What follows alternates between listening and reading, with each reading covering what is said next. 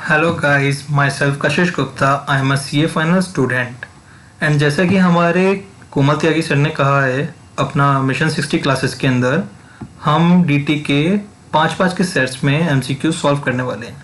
So I am taking the first 5 MCQs of DT with explanations. So here coming on to the first MCQ. Here we go. Mr. Akash is engaged in the business of running motor cars on hire. His brother, Mr. Vikas, is a dentist. Mr. Akash and Mr. Vikas each purchased a motor vehicle of value 5 lakhs on 1st November 2019 for their business and profession and put the same to use immediately. The written down value of motor cars as on 1st April 2019 may be taken as 50 lakhs for Mr. Akash and nil for Mr. Vikas. हमसे पूछा क्या गया है इस question में कि depreciation allowable in respect of motor cars to Mr. Akash and Mr. Vikas under section 32 for AY 21-22, that is our previous year 2021. And assuming that we have not opted for special provision of section 115 BAC. So हमें इसमें depreciation calculate करके बताना है as per section 32 previous year 1920 के लिए। और हमें दिया क्या हुआ है 1st अप्रैल 2019 की रिटर्न डाउन वैल्यू दे रखी है, तो पहले हमें 1920 का कैलकुलेट करना पड़ेगा। फिर जो हमारी रिटर्न डाउन वैल्यू आएगी 1st अप्रैल 2020 को, उसके बाद में हम 2021 का, दैट इज हमारा प्रीवियस ईयर 2021 का जिसके लिए हमें बोला गया है डेप्रिसिएशन निकालना है, वो हम निकाल के बताएंगे। तो पहले हमारे को दे रखा है एज पर सेक्शन 32 हमें क्या कहता है। अच्छा, हमारा डेप्रिसिएशन का रेट क्या रहता है as per section 32 motor vehicles के केस में। अगर आपका हायरिंग बिजनेस है तो आपका 30% का रेट लगता है, एंड अगर आपका अदर देन हायरिंग है तो आपका 15% का रेट होता है। पर अगर हमने मोटर व्हीकल परचेज करी है, acquired and put to use करी है, एक पीरियड दिया हुआ था, वो पीरियड है हमारा 23 अगस्त 2019 से लेके 31 मार्च 20 तक। अगर हमने acquired and put to use करी है तो हमारा हायरिंग बिजनेस के केस में डेप्रिसिएशन का जो रेट रहेगा वो रहेगा 45%, एंड अदर देन हायरिंग के केस में हमारा रहेगा 30%। सो इस क्वेश्चन में हमारे पास में वही वाले प्रोविजंस एप्लीकेबल होने वाले हैं, क्योंकि इन्होंने मोटर कार परचेज करी है 1 नवंबर 2019 में एंड पुट टू यूज भी तभी कर ली है। तो ये वाला हमारा उसी वाले सेक्शन में फॉलो हो जाएगा, उसी वाले प्रोविजन के उसी वाले सेक्शन में फॉलो होएगा। ठीक है जी। हमारा पहले हम 50 लाख पे जो निकालेंगे, हम पहले निकालेंगे 50 लाख पे हमारा वही 30% का रेट लगेगा, दैट इज हमारा 15 लाख निकल के आएगा उस साल की जो हमारी डेप्रिसिएशन रहेगा। एंड 5 लाख हमने परचेज किया है 1 नवंबर 2019 को, और मिस्टर आकाश जो है वो हायरिंग बिजनेस में है मोटर व्हीकल के ही। ठीक है, तो उनके केस में 45% का रेट लगेगा, तो 5 लाख पे हम 45% लगाएंगे, हमारा आएगा 2.25 लाख। पर ये हमने लेस देन 180 डेज के लिए हमने पुट टू यूज किया है, सो हमारा इसमें हाफ रेट लगेगा, दैट इज 1.125। सो हमारा 5 लाख माइनस 1.125 दैट इज 3.875 हमारा उस ब्लॉक की 45% वाले ब्लॉक का WD बच गया मिस्टर आकाश के केस में। And 50 lakh minus 15 lakh that is 35 lakh हमारा बच गया 30% ब्लॉक वाले में। एंड मिस्टर विकास की केस में जो कि डेंटिस्ट हैं, उन्होंने उनकी ओपनिंग वैल्यू जो थी वो नील थी। ठीक है जी, और कहते हैं उन्होंने 5 लाख की उन्होंने भी परचेज करी थी, तो उनके केस में कितना लगेगा, अदर देन हायरिंग है तो उनके केस में 30% लग जाएगा। इस पे 30% का हाफ लेंगे हम, दैट इज 15%, तो 5 पे 15% दैट इज 0.75, तो उनकी आ जाएगी 4.25 1 अप्रैल 2020 को रिटर्न डाउन वैल्यू। अब हमारी 1 अप्रैल की 20 की हमारी वैल्यू आ चुकी है ओपनिंग WDV।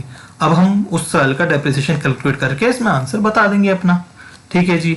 अब हमारा मिस्टर आकाश के केस में आते हैं। पहले उन्होंने 30% वाला ब्लॉक था, उसमें 35 हमारी लैक्स बची थी हमारी ओपनिंग WDV, तो उसके ऊपर अगेन 30% लगेगा, क्योंकि हमारा 45% वाला रेट सिर्फ उसी पीरियड में जो हमने motor vehicle acquire and put to use करी हैं उस वालों उनके ऊपर हमारा वो एप्लीकेबल होगा। ठीक है जी। तो हमारा कितना बचा था उसमें 35 लाख बचेगा था, उसके ऊपर हम 30% लगाएंगे, दैट इज 10.5 लाख हमारा उस पर आ जाएगा 30% वाले ब्लॉक में। एंड 45% वाले ब्लॉक में हमारी 5 लाख वाली मशीन थी जिसपे हमने 1.125 का वो लगाया था, 3.875 की हमारी वैल्यू बची थी 1 अप्रैल 20 को, तो उसके ऊपर हम लगाएंगे 45%। अब हमारा हाफ रेट सिर्फ उसी ईयर में लगता है जिस ईयर में हमने acquire and put to use करी होती है less than 180 days. Next year में फिर वो फुल रेट लगना शुरू हो जाता है।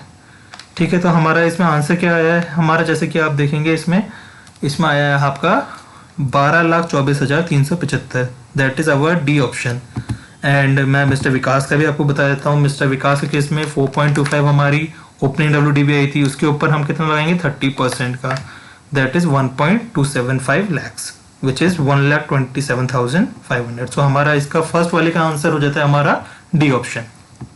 Moving on to second option, second MCQs, that is the turnover of Mr. Arav engaged in wholesale trading business for previous year 2021 is 2 crores and the gross receipts of Mr. Vishal engaged in legal profession। आपको याद होगा हमारा section 44 AD क्या कहता है, अगर आपकी gross receipt up to 2 crore हैं एंड बिजनेस के केस में एंड प्रोफेशन केस में अप टू 50 lakhs है, 44 AD ये कहता है हमारा, तो हम प्रिजम्पटिव बेसिस पे अपनी इनकम को बता सकते हैं। ठीक है, और उसमें हमारे को 8% का ग्रॉस प्रॉफिट का हमें बताना पड़ता है, ग्रॉस प्रॉफिट बताना पड़ता है अपना, एंड 6% बताना पड़ता है अगर हमने वो बैंकिंग मोड से लिया है, that is account payee check, account पे bank draft, ECS, other electronic mode जैसे हमारा भीम UPI आपके बाद जो नोटिफाई हो चुके हैं हमारे QR कोड वाला, NEFT RTGS वो वाले। ठीक है जी, तो इसके अंदर ये वही बात कर रहा है कि out of the turnover of mister Aarav he receives 1.2 crore through ECS during the previous year and he receives 60 lakhs through ECS through a bank account on or before filing of the return, that is due date हमारी 31 जुलाई 2021। Mister Vishal receives 30 lakhs by an account payee cheque and 20 lakhs by cross cheque. Cross cheque हमारा वो electronic वाले हमारे modes में नहीं आता है। ठीक है, तो अब हमें इसमें पूछा गया है what would be the income chargeable to tax under the head PGBP if they want to minimise their tax liability. Both of them maintain the books of accounts under section 44AA। Income computed as per the regular provision of Income Tax Act 1961 is 11,50,000 and 24,75,000 in their respective persons। ठीक है जी, however they do not got the books of accounts audited and do not intend to do so in future। ये अपना accounts का audit नहीं कराना चाहते हैं, मतलब ये प्रिजम्पटिव वाले सेक्शन को ऑप्ट करना चाहते हैं। ठीक है, अब हमारी रेगुलर प्रोविजन के हिसाब से हमारे को इनकम दे रखी है, पर ये 44 AD में जाना चाहते हैं, तो 44 ADA में अगर आप जाना चाहते हो तो 44 AD कहता है आपको 8% और 6%। ठीक है, वो हमारा ECS और वो इलेक्ट्रॉनिक मोड्स वाले में 6% एंड अदर देन मोड्स वाले में हमारा 8%, एंड 44 ADA कहता है आपका 50% आपको इनकम अपनी बतानी ही पड़ेगी। तो आ जाते हैं हम इसमें कैलकुलेट कर लेते हैं। 1.2 करोड़ हो गया।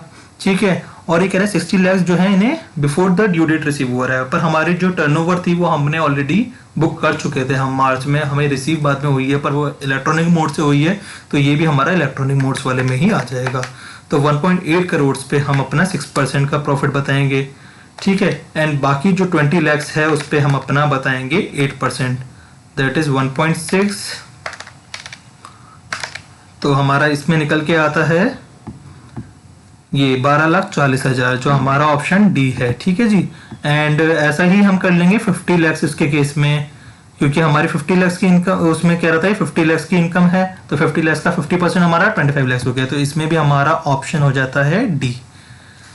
Moving on to the third MCQ, हमें क्या कहता है, mister Vishal and Guha sold their residential house property in Pune for 3 crores and 4 crores respectively in January 2021। ठीक है जी, and the house property was purchased by them 25 months back. अच्छा, आपको पता होगा हमारा कैपिटल गेन के चैप्टर में हमने पढ़ा है ये कि हमारा period of holding immovable property case में कब से देखते हैं हम 2 years, तो 2 years दैट इज 24 months, इसीलिए कह रहा है कि इसमें 25 months back that is long term हो जाएगा ये वाला हमारा। ठीक है जी, आ जाते हैं इसमें ट्रांसफर एक्सपेंसेस कुछ भी नहीं दे रखे हैं आपको। ठीक है, इंडेक्स कॉस्ट ऑफ एक्विजिशन दे रखी है आपको 1 करोड़ की एंड 1.75 करोड़ की गुहा के केस में। Mister Vishal purchase 2 residential house property, 1 in Delhi and 1 in Agra for 70 lakhs and 80 lakhs respectively in April 2021. On the same date, Mr. Guha also purchased 2 residential flats, one in Mumbai and the other in Pune, for 80 lakhs and 75 lakhs respectively. ठीक है जी. And both of them invested 30 lakhs in bonds of NHAI in March 2021 and 30 lakhs in bonds of RECL in April 2021. What is the income taxable under the head capital gain for assessment year 21-22 in the hands of Mr. Vishal and Guha? ये हमसे पूछा गया है. तो आपने जैसे कि हमने पढ़ा है अपने कैपिटल गेन चैप्टर में कि एज पर सेक्शन 54 जो अब हमें एग्जम्पशन लेनी होती है, ये हमारा अमेंडमेंट आया था कि हम अप टू 2 करोड़ तक की जो हमारा लॉन्ग टर्म कैपिटल गेन है, अप टू 2 करोड़ तक हम 2 फ्लैट्स खरीद सकते हैं, पर वो हम once in a lifetime ही खरीद सकते हैं. यही हमारे पास में ऑप्शन है. ठीक है, तो इसमें भी इन्होंने वही वाला ऑप्शन लिया है. इन्होंने क्या किया, 70 लाख एंड 80 लाख का मिस्टर विशाल ने परचेज किया, दैट इज 1.5 करोड़ का इन्होंने परचेज कर लिया है, अप टू 2 करोड़ तक. तो ये ले सकते हैं. ये वाला सेम विशाल जी ने किया है. विशाल जी ने भी यही किया है. उन्होंने ऑन द सेम मिस्टर गुहा जी ने भी किया है. उन्होंने क्या किया है, ऑन द सेम डेट उन्होंने भी 2 रेजिडेंशियल फ्लैट्स बेचे हैं, वो खरीदे हैं, और एक मुंबई में एक पुणे में 80 lakh and 75 lakh, that is 1.55 crore. तो ये भी उनका एलिजिबल हो जाएगा फॉर एग्जाम्पशन. ठीक है. एंड एनएचआई के लिए हमारा 54 ईसी लगता है. वो कहता है अप टू 50 लाख आप बॉन्ड्स में इन्वेस्ट कर सकते हो. एनएचआई, आरईसीएल या गवर्नमेंट की जो बॉन्ड्स हैं, अप टू 50 लाख आपको एग्जाम्पशन अलाउड होगी अगर आपका लॉन्ग टर्म कैपिटल गेन है. एंड वो आपका इन्वेस्टमेंट कब तक होनी चाहिए, विद इन 6 मंथ होनी चाहिए from the date of sale. ठीक है. अब आ जाते हैं इसमें, हम पहले तो long term capital gain calculate कर लेते हैं. पहला हो गया हमारा 3 करोड़ माइनस कोई ट्रांसफर एक्सपेंसेस नहीं है. ठीक है जी. एंड हमारा इंटरेस्ट कॉस्ट ऑफ एक्विजिशन है हमारा 1 करोड़, दैट इज 2 करोड़ हमारा मिस्टर विशाल के केस में हो जाता है. मिस्टर गुहा के केस में कितना हो जाएगा, 4 crore minus 1.75 crore, that is 2.25 lakh. ये हमारा लॉन्ग टर्म कैपिटल गेन आ गया. अब ये क्या कह रहा है, 54 की एग्जाम्पशन मिल जाएगी उन्हें पहले 1.5 करोड़ की मिस्टर विशाल को, प्लस उन्होंने 30 लाख इन्वेस्ट करे हैं एनएचआई में, which is with in 6 month, क्योंकि उन्होंने मार्च में ही कर दिए हैं और हमारा सोल्ड कब करी थी हमने, जनवरी में, तो विद इन 6 मंथ हो चुका है हमारा. ऐसे ही इन्होंने आरईसीएल में कर दिया है जो वो भी 6 मंथ में है. इन्होंने कितना इन्वेस्टमेंट किया, 60 लाख का, पर मैक्सिमम कितनी अलाउड है हमें, 50 लाख. तो हमारा इस केस में क्या हो जाएगा, कैपिटल गेन हमारा हो जाएगा नील. ठीक है जी. अब आ जाते हैं मिस्टर गुहा के केस में. उनका 2.25 लाख का लॉन्ग टर्म कैपिटल गेन आया था और उन्होंने इन्वेस्टमेंट कितनी करी थी, 80 lakh and 75 lakh, that is 1.55 crore की. तो 70 लाख उनका बचा था. फिर उन्होंने एनएचआई और आरईसीएल में इन्होंने इन्वेस्टमेंट करी, उन्होंने भी सेम इन्वेस्टमेंट करी 60 लाख की. इनको भी मैक्सिमम 50 लाख अलाउड होगा, तो minus 50 lakh, that is 20 lakh इनका टैक्सेबल हो जाएगा लॉन्ग टर्म. इसमें भी हमारा ऑप्शन हो जाता है same as D. Moving on to 4th MCQ. Mr. Hari is an interior decorator declaring profit under 44 ADA in the previous year 2021 and the earlier previous years. मतलब ये बुक्स ऑफ अकाउंट्स हमारी maintain कर रहे हैं, maintain नहीं कर रहे हैं, ना ही अपना ऑडिट करा रहे हैं, इसीलिए उन्होंने प्रेजेंटेटिव सेक्शन लिया हुआ है. Mister Hari has paid the brokerage of 10 lakhs to mister Lal and 50 lakhs to Mister Shyam as a contractor for construction of residential house. इसमें हमसे पूछा गया कि टीडीएस के प्रोविजन हम मिस्टर हरी पे अट्रैक्ट होते हैं या नहीं होते हैं. हम सब ने एक नया सेक्शन आया था जो हमने पढ़ा था 194M.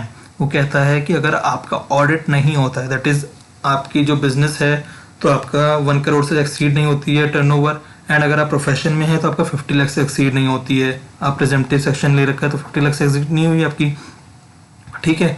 पर है ना, एग्रीगेट पूरे साल में अगर आपने 50 लाख से ज़्यादा का आपने पेमेंट करी है तो आपको टीडीएस काटना पड़ेगा एट द रेट 5%. ये हमारा कमीशन के केस में, कॉन्ट्रैक्टर केस में, ब्रोकरेज के केस में ये वाला हमारा 194 सेक्शन लगता है टीडीएस का. तो इस केस में 50 लाख प्लस 10 लाख, इन्होंने 60 लाख की पेमेंट कर दी है तो इनके ऊपर टीडीएस का प्रोविजन एप्लीकेबल हो जाएगा. So mister Hari has to deduct the TDS for payment to mister Lal and Shyam. ये हमारा आंसर हो जाएगा इसका बी. अब आ जाते हैं अपने लास्ट एमसीक्यू पे, that is 5th. Mr. X, a foreign national and citizen of USA, working in the M Incorporation, a US-based company, came to India during previous year 2021 for rendering services on behalf of the employer. He wishes to claim his salary income earned during his stay in India as exempt. Which of the following is not a condition to be fulfilled to claim such remuneration as exempt income under the Income Tax Act 1961? ये हमसे कह रहे हैं कौन सी ऐसी condition नीचे दिए हुए में से नहीं है जो हमें चाहिए होती है क्लेम करने के लिए रेमुनेशन एग्जेम्प्ट। सो हम तीन कंडीशंस चाहिए होती हैं हमें। एक तो हम उसने कोई और ट्रेड और बिजनेस में नहीं होना चाहिए, जो एम्प्लॉय इंडिया में आया है, ठीक है, वो किसी और ट्रेड और बिजनेस में नहीं एंगेज होना चाहिए। दूसरी, उसका जो पीरियड ऑफ स्टे है इंडिया में वो लेस देन 90 डेज होना चाहिए पूरे साल में। एंड वो रेमुनेशन जो उसे रिसीव हो रही है इंडिया में वो कहीं और इंडिया में किसी और इनकम टैक्स एक्ट में टैक्सेबल नहीं होनी चाहिए। सो हमारी ये तीन कंडीशन इसमें बी, सी एंड डी तो चाहिए होती हैं क्लेम करने के लिए। ये एक कंडीशन हमारी होती है कि जो उसकी कंपनी थी, फॉरेन कंपनी, वो एंगेज हो सकती है इंडिया में किसी भी ट्रेड और बिजनेस में। ये हमारी कंडीशन नहीं होती है कि हम रेमुनेशन को एग्जेम्प्ट क्लेम करें। तो इसका आंसर हो जाएगा हमारा ए। सो हमारे 5 के 5 MCQs खत्म होते हैं। सो आई होप सो आपको सब कुछ समझ में आए होंगे। अगर कोई भी डाउट है तो आप कमेंट सेक्शन में नीचे लिख सकते हैं, हम उसका रिप्लाई करेंगे। And thanks a lot for this watching this video. Bye bye.